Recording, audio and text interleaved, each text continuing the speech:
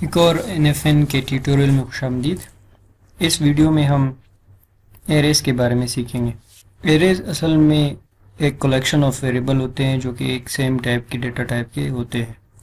तो मैं सबसे पहले एक मेन फंक्शन बनाता हूँ, पब्लिक स्टैटिक वॉइड मेन और टैब, अगर आप नेटबीन की यूज़र है।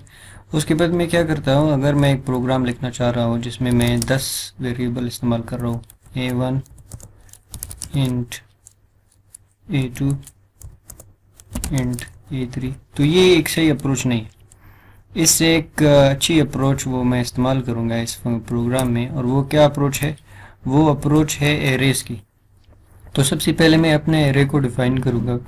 मैं लिखता हूँ इंट और यहाँ पर एरे की जो सिंटेक्स की तरीका है वो, और यहाँ पर इस एरे का नाम, मैं यहाँ पर इसका नाम एरे लिख लेता हूँ, इज इक्वल टू न्यू और इंट, और यहाँ पर हम इसकी लेंथ बताते हैं। मैं लिखता हूँ इसमें 10।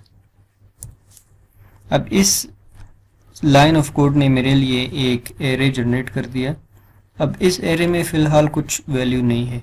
अब मैं इसमें वैल्यूज़ इंटर करना चाहूँ तो सबसे पहले अगर मैं इस एरे के पहले वेरिएबल में कोई वैल्यू इंटर करना चाहूँ तो मैं क्या लिखूँगा? मैं लिखूँगा array of 0 is equal to 0। Array of 0 में 0 रखो, ये इसका तरीका है। और इसी तरह 0 से 9 तक 10 वेरिएबल हमारे साथ बनते हैं इंटीजर डेटा टाइप के।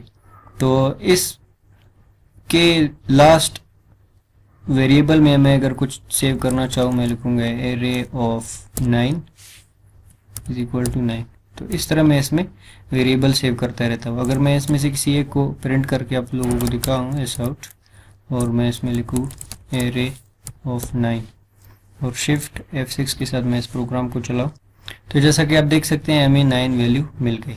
अब मैं एक फॉर लूप के ज़रिए इसके सारे एलिमेंट्स में वैल्यू देना चाहता हूँ। मैं लिखता हूँ, इसको भी डिलीट कर देते हैं और यहाँ से हम इसको शुरू करते हैं। For a equals 0, a is less than 10, ये 10 से छोटा, एंड a प्लस प्लस।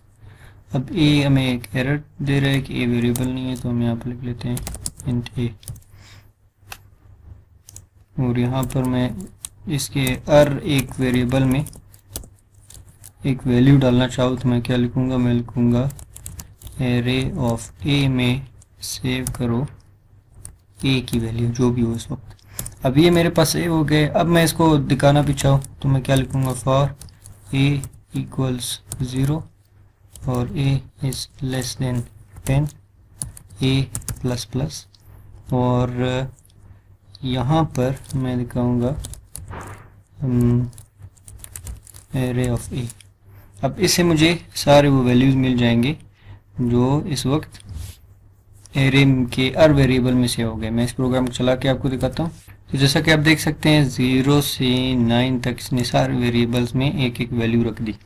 अब हम एरे की बजाय, इंटीजर एरे की बजाय हम स्ट्रिंग एरे भी ले सकते हैं या कैरेक्टर भी ले सकते हैं, कुछ भी ले सकते हैं। मैं इसको स्ट्रिंग में चेंज करता हूँ, string स्ट्रिंग, और इसमें इस इंटीजर को भी आप स्ट्रिंग में बदलेंगे string स्ट्रिंग।